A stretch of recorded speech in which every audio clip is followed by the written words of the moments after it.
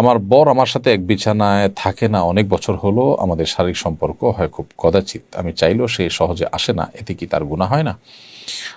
প্রিয় বোন, আল্লাহ তাআলা আপনার প্রতি রহম করুন। যদি আপনি যেমন বর্ণনা করেছেন বাস্তবতা এমনই হয় যে আপনার যে উম, জৈবিক চাহিদা আছে সেটি তিনি পূরণ করছেন না, তিনি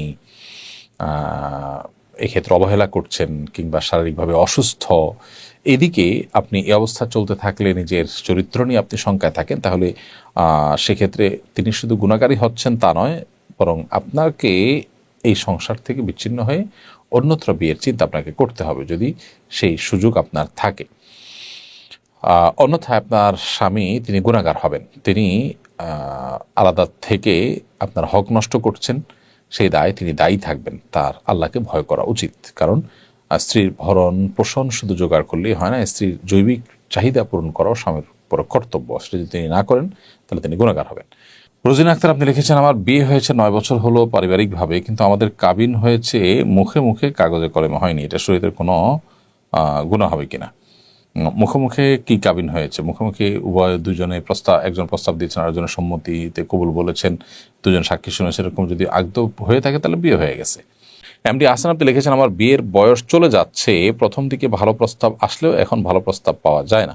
আমার পরিবার আমার পছন্দকে অগ্রাহ্য করে তাদের পছন্দ গুরুত্ব দিতে গিয়ে অনেক দেরি হয়ে গেছে। আমার অবস্থা করণীয় কি? ভাই হাসান, আলহামদুলিল্লাহ, এরপরও আল্লাহ সুবহানাহু ওয়া তাআলা আপনি খুঁজলে বহু ব্যবস্থা করে দিবেন। অনেক সময় দেখা যায় যে আমরা আমাদের ডিমান্ডটাকে অনেক হাই রাখি, যার কারণে আমরা আসলে এই বিবাহের মতো একটা গুরুত্বপূর্ণ কাজ সম্পাদন করতে পারি না। এই জন্য এক্ষেত্রে যথেষ্ট ছাড় দেওয়ার মানসিকতা আমাদের থাকতে হবে।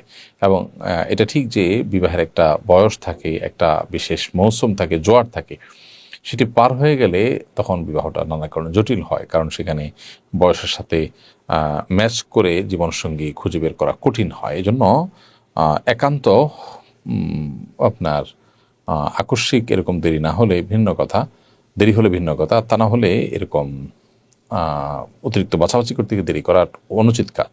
তো অভিভাবকদের এই কাজটা করা উচিত না।